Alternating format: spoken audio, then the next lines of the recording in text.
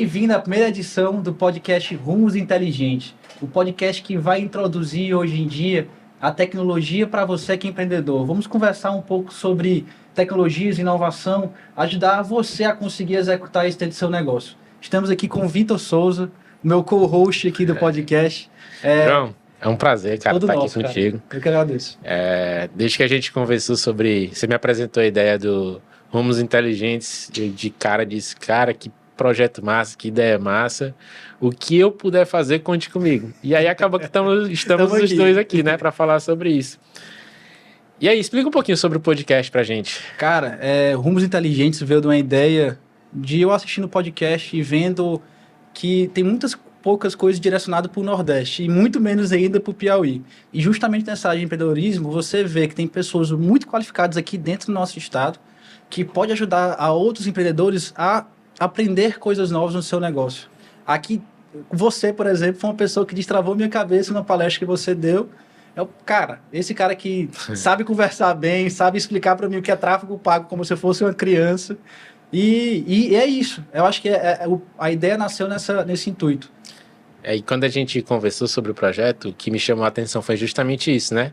Você disse, Vitor, eu quero dar voz e vez para muitas pessoas que talvez não teriam como ter esse espaço em outros lugares e que eu tenho certeza que tem muitas ideias interessantes, que tem muitos projetos interessantes, que tem muita história interessante para contar.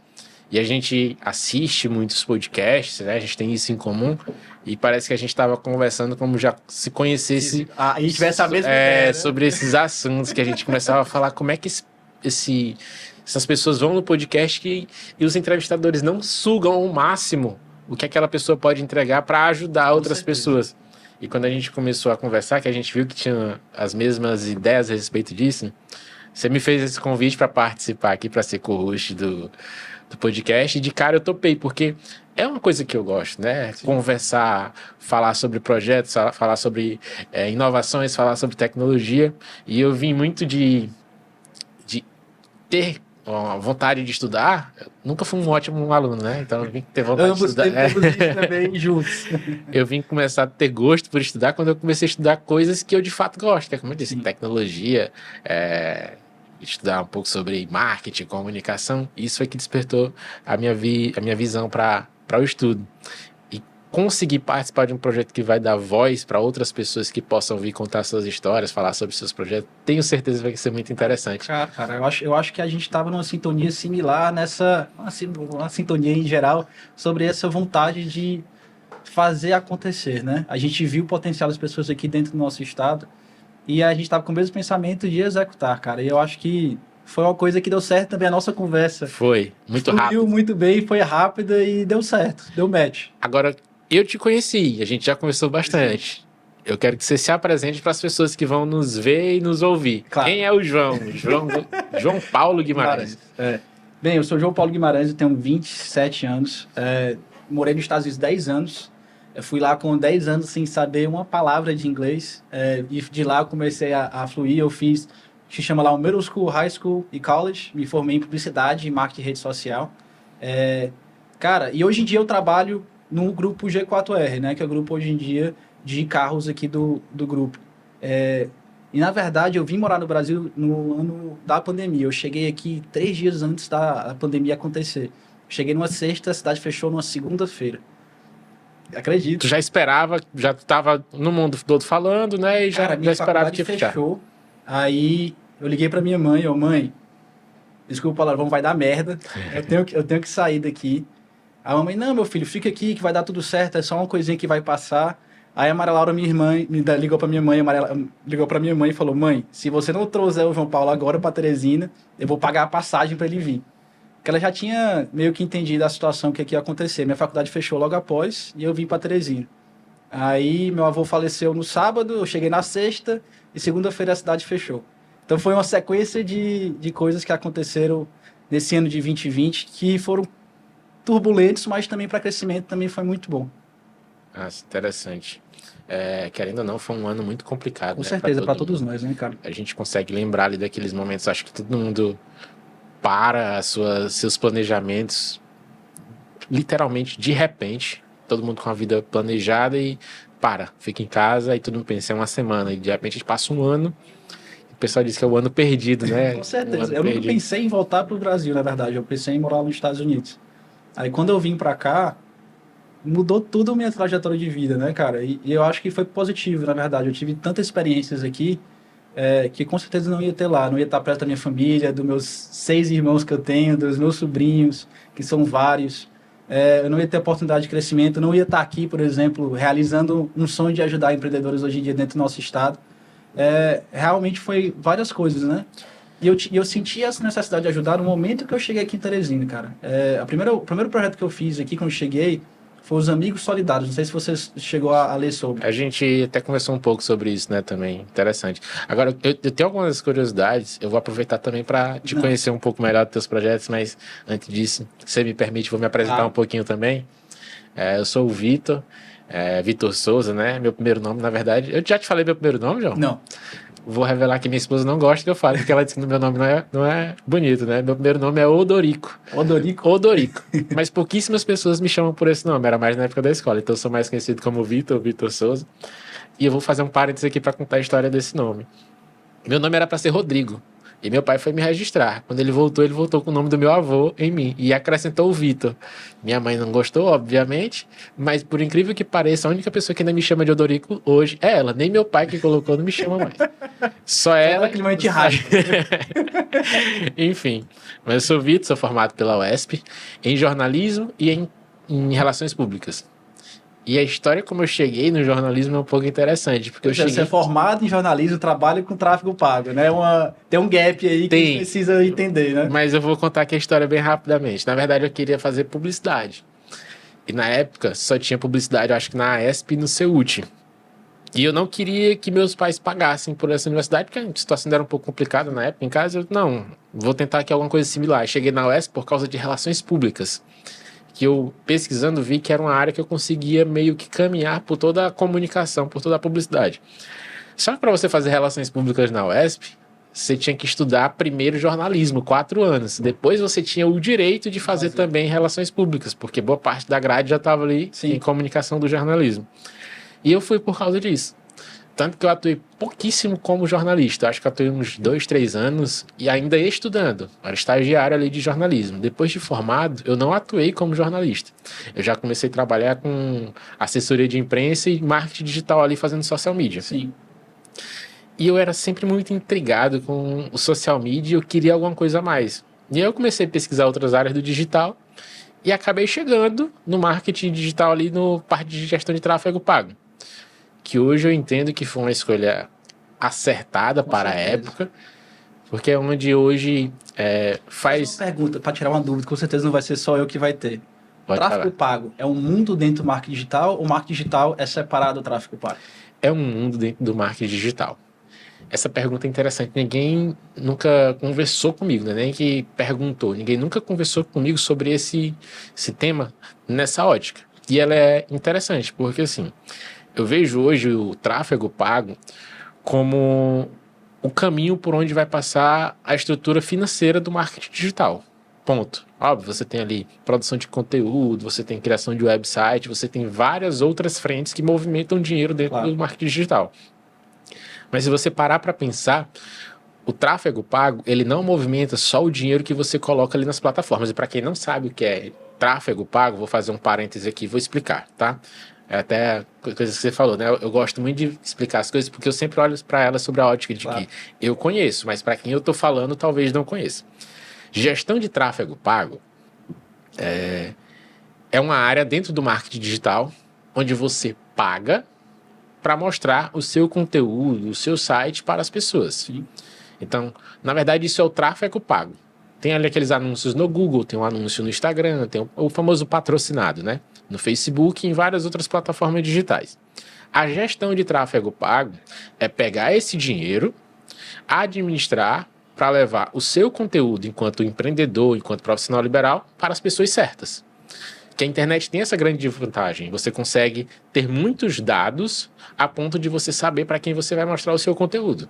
Então, a gestão de tráfego pago é quem faz, né, o gestor de tráfego pago é quem faz esse gerenciamento da verba que o empreendedor, o médico, o advogado, o vendedor da esquina tem para levar o seu conteúdo para as pessoas certas, para quem de fato pode ser uma pessoa interessada por ele. É um mundo que está em constante evolução, né? Sempre, o tempo todo tem uma nova tecnologia para você ajudar a reduzir, desculpa a palavra, porque vai começar a entrar alguns termos mais diretos, o CAC, né? Que é Customer Acquisition Cost, é o custo de aquisição de cliente. Exatamente.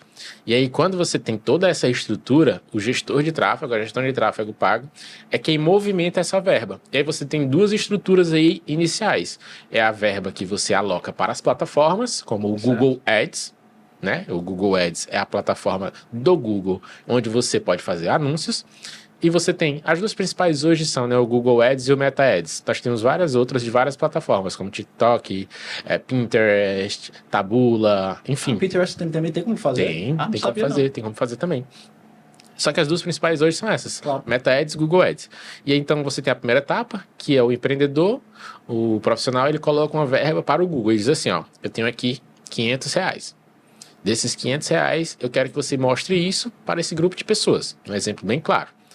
E aí tem o gestor de tráfego, que é a pessoa que pega essa verba e direciona ela junto com o objetivo do empreendedor. Certo. E aí, com isso, ele consegue trazer para o empreendedor, para o profissional, aquele público mais propício a comprar. Eu sempre falo que, quando a gente fala de comprar, a gente vende sobre 3 vertentes: produto, serviço ou ideia. A gente está todo tempo vendendo. Sim. Então, qualquer pessoa que tenha um produto, um serviço ou uma ideia, ela pode fazer gestão de tráfego.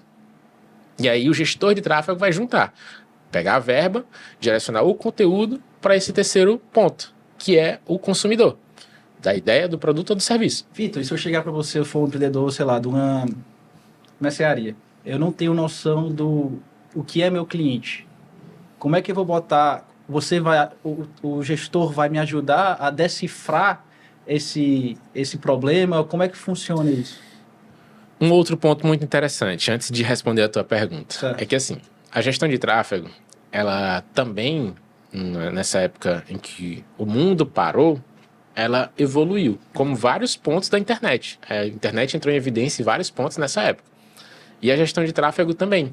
Então, o que acontece? Muitas pessoas começaram a assistir um curso muito básico ou algumas aulas do próprio YouTube e começaram a oferecer esse serviço.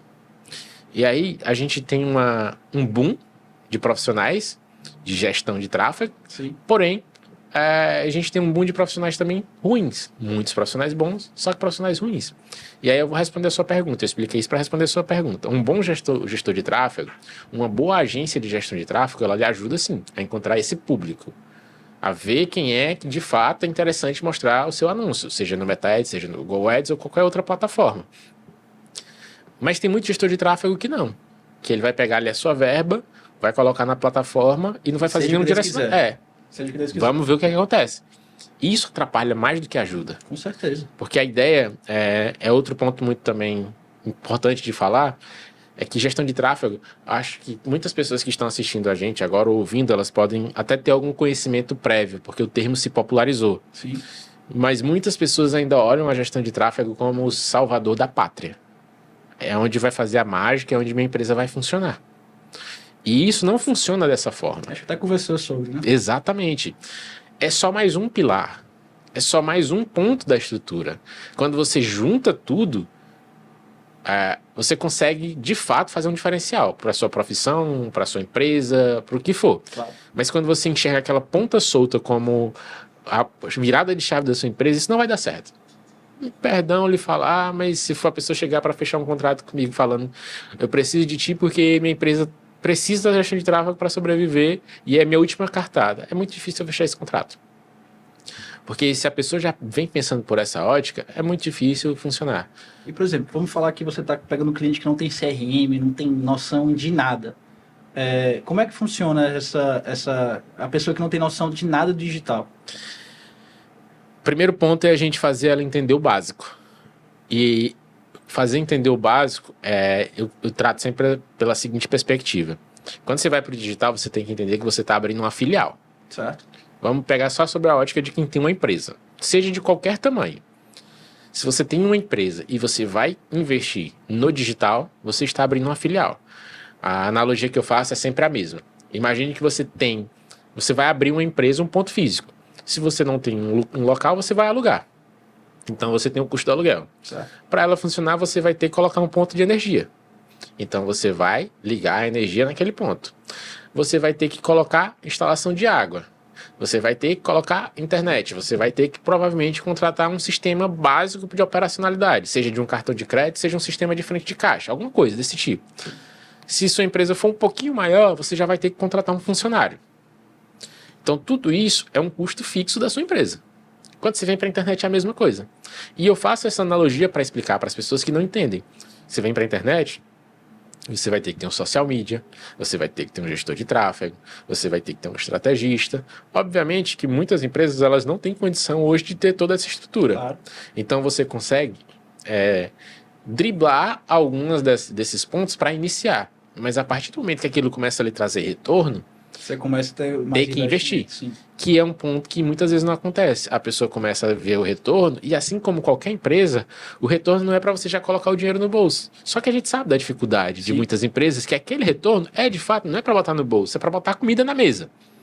E aí a gente tem todo esse cuidado de, enquanto agência de gestão de tráfego, ir lá e dar o mínimo de noção de estrutura do que é e como aquilo funciona. Para que aquilo não seja um ponto quebrado, que tenha continuidade. E também que o tráfego pago não é que necessariamente você vai virar um e-commerce, né? Você não vai vender no digital. Não tem nada, que eu acho que deve ter pessoas também com esse pensamento, né? Que o tráfego pago só vende para a pessoa que está querendo comprar no digital. Não, hoje com os canais de comunicação mais diversos que a gente tem, por exemplo, o mais comum integrado com o tráfego pago é o WhatsApp. Então você consegue levar as pessoas para o seu WhatsApp. Você levar a pessoa para o seu WhatsApp, lá você faz a venda. Agora, a comparação que eu faço é, se você abre um ponto, hoje nós estamos em Teresina, pode ser que tenham pessoas de qualquer local do Brasil assistindo a gente, né? Justamente pelo poder da internet. Mas nós estamos em Teresina. Um dos pontos comerciais mais fortes hoje de Teresina é aqui a Zona Leste. Então vamos imaginar ali a Avenida Dom Severino, que é uma das principais avenidas hoje da capital do Piauí. Você colocar um ponto comercial hoje na Dom Severino, ele tem um custo. Mas, ainda assim, você tem que esperar as pessoas irem até a Dom Severino, ver a sua loja e entrar. Esqueça qualquer outro tipo de mídia, TV, rádio, internet, você não fez propaganda. Para as pessoas chegarem até a sua loja, ela tem que passar pela Dom Severino, gostar da sua vitrine, gostar da sua fachada e entrar. Mas até a pessoa entrar ali, você não vai deixar de ter o custo do aluguel, da internet, da água, tudo que eu falei. Claro. Com a internet funciona diferente. Eu posso ter um ponto comercial, eu posso ter um estoque de roupas dentro do meu quarto, na minha casa, no meu apartamento, escondido em qualquer bairro. Mas eu consigo abrir um e-commerce e vender. Ou eu, se não tiver um e-commerce, eu consigo ter um WhatsApp, direcionar minhas campanhas para o WhatsApp e fazer a entrega. A pessoa fala comigo no WhatsApp, eu vou lá e vou vender, vou mostrar meu serviço, vou tirar foto, vou fazer qualquer coisa e vou vender para ela. Então, a internet, ela proporciona isso. Eu, em Teresina, posso vender para uma pessoa de São Paulo. A minha vitrine pode estar na Avenida Paulista, porque eu posso anunciar para pessoas que estão nesse momento passando pela Avenida Paulista, em São Paulo, que é um dos principais pontos comerciais do mundo, do Brasil. Então a internet ela tem essa diferença. Eu abro uma filial, mas minha filial ela não tem fronteiras. Com o poder da internet, eu de Teresina posso vender para qualquer lugar, ainda que eu não tenha um e-commerce. E isso tudo com gestão de tráfego bem feita. Bem feita. E toda essa estrutura que eu falei, mas como eu disse, mesmo que a pessoa inicialmente não tenha essa estrutura toda, a gente consegue fazer alguns mecanismos hoje, principalmente com inteligência artificial, que consegue fazer um bom planejamento, que consegue fazer ajuda em várias frentes, direcionar melhor para isso. Ah, com certeza, cara. Agora eu falei demais, eu quero saber de ti. Vamos voltar um pouco do assunto que você estava falando. A gente estava conversando também um pouco antes, você me falou sobre a sua formação. Sim. Você também tem essa formação em publicidade. E eu quero saber de onde que surgiu o interesse para isso e como foi essa experiência de estudar isso lá nos Estados Unidos. Acho que todo mundo pensa, quando fala de mim, pensa que eu estudei ADM, né? Que seria a linha direta de fazer, né? Mas eu queria fazer algo diferente, cara. Eu sempre fui uma pessoa muito criativa, eu sempre gostei de pensar muito e executar essas coisas. E eu comecei a fazer para o marketing. Só que é como você falou, marketing digital é dentro do tráfego pago. Marketing, publicidade, vão mão em mão, mas publicidade não é marketing. São duas coisas completamente distintas, são dois mundos diferentes, mas um conjunto um com o outro. Qual foi o meu pensamento? Na faculdade eu poderia aprender um pouco mais sobre publicidade e o marketing eu ia aprender no dia a dia. Que é uma coisa que não é hands-on, né? Aquele famoso você vai aprender durante o dia a dia. E a publicidade é algo que você precisa ter uma certa um certo know-how, um certo direcionamento melhor para você conseguir fazer. Aí quando eu decidi fazer publicidade. Aí, como eu te falei também, eu comecei a mexer com Photoshop, com certas outras coisas lá dentro da faculdade, por circunstâncias lá dentro. E foi assim, cara. E hoje em dia eu atuo na publicidade, um pouco, mas eu nunca larguei essa criança criativa que tem dentro do meu cérebro. Eu sempre penso em coisas novas para fazer, formas diferentes de fazer, e sempre inovar nessa questão também. Agora, assim, uma curiosidade mesmo aqui. É muito diferente o formato de... A formação, não vou falar nem a educação. Aqui e lá, você sente muita diferença hoje do que você viveu lá e do que você vê aqui? Cara, você tá falando na parte da educação, né? A educação mesmo. Cara, aqui eu estudei no Dom Barreto, então fica meio difícil eu comparar porque eu estudei nas melhores escolas do Brasil, né? Aqui é Sim. bem mais puxado, é muito mais como posso falar, realmente mais puxado, é mais estudo mesmo pesado. Lá eles preparam você para a vida, aqui eles preparam você Era isso que eu queria saber, a diferença assim do... Eu não tô falando nem comparação estrutural. Sim. Eu tô falando mais no sentido de como é a coisa. Esse ponto foi muito em cima da minha curiosidade. Do estilo de educação, não é nem de questão estrutural, Sim. não. Era muito diferente? Por exemplo, na minha escola, no ensino médio, a gente tinha um clube de business que a gente se encontrava toda quarta-feira para dialogar sobre a economia do mundo, sobre, sei lá, trades que ocorreram no dia, para entender mais essa parte. Eu também tinha uma aula específica para economia. Dentro da minha escola também, você podia fazer engenharia, ou jornalismo, ou arquitetura. Ou seja, eles direcionam um foco também, não só para o hard skills, para o soft skills também, que é muito importante. Explicar a diferença entre os dois. Hard skill é o que você faz no dia a dia, o seu trabalho. Soft skills por exemplo, isso aqui é um soft skill, a gente conseguir ser comunicadores. Isso aqui é uma coisa que você já... É uma habilidade complementar. Complementar, exatamente. O hard skill é necessário para você executar seu dia a dia, 100%. Mas o soft skill pode lhe ajudar a fazer algumas coisas que o hard skill não consegue. Isso é muito focado lá nos Estados Unidos. E na faculdade da mesma forma também. Você interage mais na faculdade, tem pessoas que dormem na faculdade. Eu não cheguei a dormir porque eu estudei em Miami. Então, eu morava em Miami, então eu morava numa casa e ia para a faculdade todo dia. 40 minutos para ir, então acredita, velho, todo santo dia. Foi onde eu fiquei viciado em podcast. Eu escutava um podcast em ida e um podcast de volta. E era diferente, cara. Eu participei de uma fraternidade nos Estados Unidos lá, que todo mundo aqui deve pensar, cachaça, não sei o quê. É uma parte que todo mundo da faculdade bebe um pouco, isso é normal, mas é mais a questão do network também. Que, por exemplo, se eu fosse aplicar para um trabalho, sei lá, no banco X, e essa pessoa que está me recrutando também fizesse parte da fraternidade, já tinha um link maior ali também. E também tem o lado filantrópico da faculdade também, que já arrecadava dinheiro. Tinha vários outros aspectos também. Eu vou explicar porque que eu fiz essa pergunta, essa curiosidade. Justamente porque a gente explicou no começo, né? Que o intuito das nossas conversas com vários outros convidados que vão aparecer por aqui é falar dessas experiências. E eu tenho certeza que essa diferença de formação faz com que tenha uma diferença também muito grande na execução, quando você começa a executar qualquer coisa. Com certeza.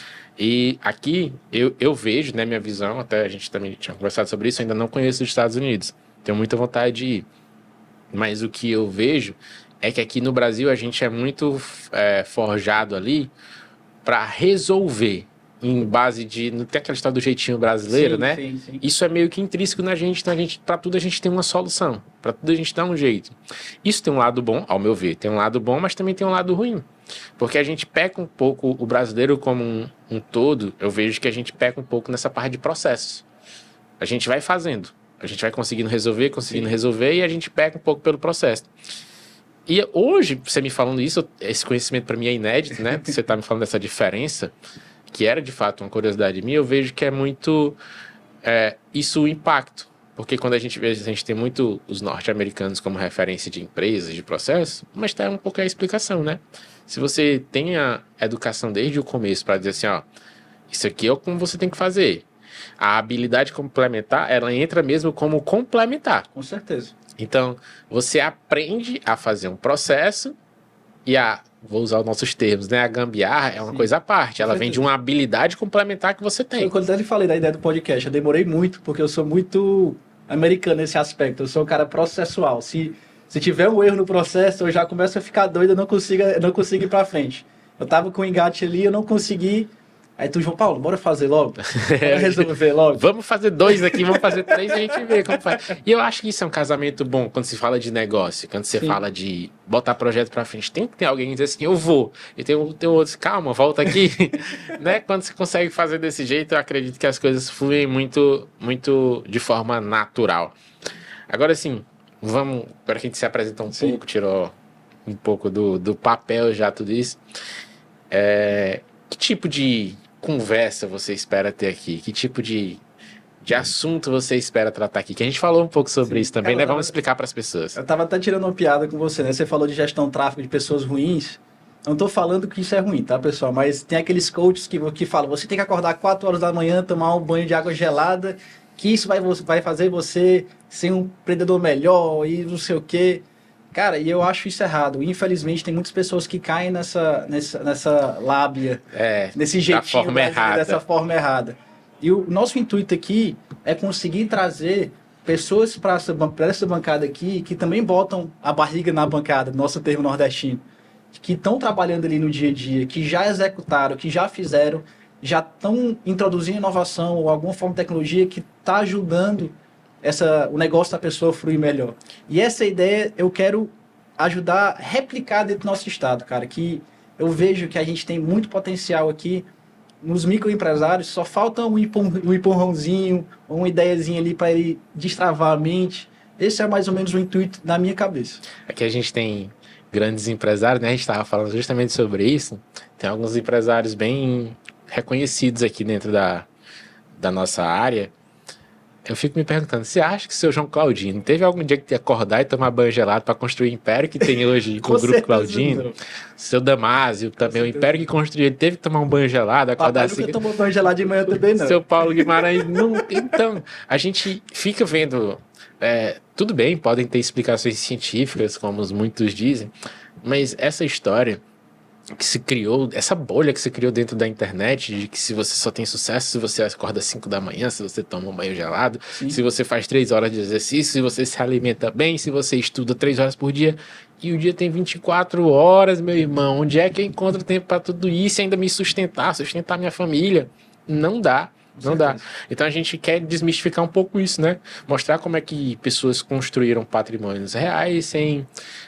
Da mesma forma, não estamos banalizando. Sabemos que existem muitos coaches que fazem trabalhos fantásticos, ajudam muitas pessoas. Mas assim como eu falei da minha profissão hoje, que é a gestão de tráfego, existem muitas pessoas que banalizaram o termo coach. Então, esses falsos coaches chegam e derramam verdades aí, né? Vomitam inúmeras... Que executaram, né? Nada. O que mais me impressiona é isso. Só tem uma boa lábia e dizem que esse é o processo para você ter dinheiro. A gente quer desmistificar isso. A gente quer mostrar que tem gente que está aí 20, 30, 40 anos no mercado acordando cedo, mas é para botar a barriga no balcão, como você falou, trabalhar duro, manhã, tarde, noite, às vezes domingo, feriado, e mostrar o que foi que de fato fez com que elas saíssem de um patamar e fossem para outro, o que é que fez elas tirarem uma ideia do papel, o que é que fez com que elas de fato executassem algo. Eu acho que a nossa ideia casou muito quando a gente conversou, porque era muito parecido, né? Descobrir, não é quanto você fatura. O João Claudino fatura, é como que ele fez para faturar o primeiro. Com certeza. Como é que ele fez para depois faturar um pouco mais. É que nosso papel, na verdade, a gente não vai saber de tudo, porque o intuito não é saber de tudo. É justamente descobrir com você aí de casa, entender e fazer as perguntas corretas. É justamente, não à toa tá aqui o nome, né? Rumos inteligentes. Quais são os rumos que essas pessoas foram? Qual foi a inteligência? Porque é outro ponto interessante, né? A gente, até pouco tempo atrás, pessoas mais da nossa idade, você tem 27, eu tenho 32, nós não temos muita diferença de idade, a gente escutava muito que pessoa inteligente era quem sabia muito de matemática, de português, de biologia, e hoje as pessoas entendem a inteligência de formas diferentes. Então, existem pessoas que não conseguiram completar o ensino médio, mas que são inteligentíssimas naquela área que elas atuam, que elas criaram uma empresa e faturam muito dinheiro. Com certeza. Então, não é só falar sobre muito dinheiro, sobre como ficar rico, é a gente descobrir quais são esses rumos que essas pessoas tomaram e como elas tomaram esses rumos, porque a gente vai aprofundar muito nisso, né? De setores diferentes também, né? A gente não vai falar sobre a área somente de tecnologia. A gente vai falar de de automobilístico, de restaurante, do tatuador que usou rede social para crescer, pro tiozinho da bancada tradicional lá do centro, trazer ele aqui para conversar com a gente. Sim. Como é que ele sobreviveu esse tempo todo? A gente vai querer trazer realmente esses diamantes aqui dentro do nosso estado. A essência mesmo do que é empreender, né? Que é outro ponto. Você sabe que eu tenho um conceito, que eu não sei se esse conceito existe, eu não sei se eu li em algum lugar e ficou na minha cabeça, ou se eu de fato consegui conceber esse conceito. Mas para mim, o conceito de empreender não é você abrir um negócio. É o quanto você consegue juntar para depois espalhar. Com certeza. É o quanto você junta de conhecimento e você espalha, é o quanto você junta de mercadoria e depois vende, o quanto você junta de conhecimento e depois vira um advogado e atende várias pessoas e conecta com várias outras pessoas e abre um escritório. O quanto você, empregado mesmo, o termo que é popular hoje que é de CLT, né? Você CLT, você traz ideias para a empresa que você trabalha e você dissemina essas ideias, porque você juntou os inputs que a gente chama, né? Isso aqui foi um input, né? Essa sala de podcast aqui dentro foi um input da equipe interna e terminou sendo feito, né, cara? Isso que é o legal também de você trabalhar com pessoas de mente abertas, que essas pessoas que a gente vai querer trazer para cá, que escutam e também querem falar e também querem ensinar e passar para frente o legado. Hoje aqui a gente está falando muito, mas é justamente o intuito aqui é a gente falar o mínimo. Sim. É a gente deixar essas pessoas, os nossos convidados, que vão ter os mais diferentes frentes, falarem. A gente quer explorar o máximo dessas pessoas para que a gente consiga levar para todo mundo que nos vê e nos ouvir quais são esses caminhos, como é que dá para fazer, porque eu acredito hoje no poder da internet como um grande disseminador de informação. E se as pessoas boas não vierem dar voz, os ruins, como a gente acabou de falar, eles vão se mascarar de qualquer outra profissão e eles vão ter voz, porque eles não têm escrúpulo. Então eles vão falar, eles vão ter voz. Quanto mais views, mais eles lucram, mais pessoas eles enganam. Enganam. E aí a gente, principalmente nessa era de internet, que tudo virou vitrine, que agora eu, que moro aqui, quem é de Teresina, né, que vai ouvir a gente sabe, que mora aqui no Vila Santo Antônio, Santa Maria da Cogipe, são áreas hoje mais extremas, né? Que naturalmente são áreas que têm menos assistência, que têm uma dificuldade maior em muitos casos. Como é que eu, que nasci nessa situação, vou me comparar com um cara que nasceu numa situação totalmente diferente da minha, que está me dizendo que eu só posso ficar rico se eu tiver essa rotina dele, e eu não tenho como ter essa rotina. Então tem que comprar para aprender como ter a rotina dele, né, cara? Sendo que minha rotina não tem como ser igual a dele. Então a gente quer trazer várias outras pessoas para mostrar que o que se vende na internet hoje não é a última verdade do mundo. Existem muitas histórias reais, existem muitas histórias legais, com certeza, que a gente precisa dar voz, né?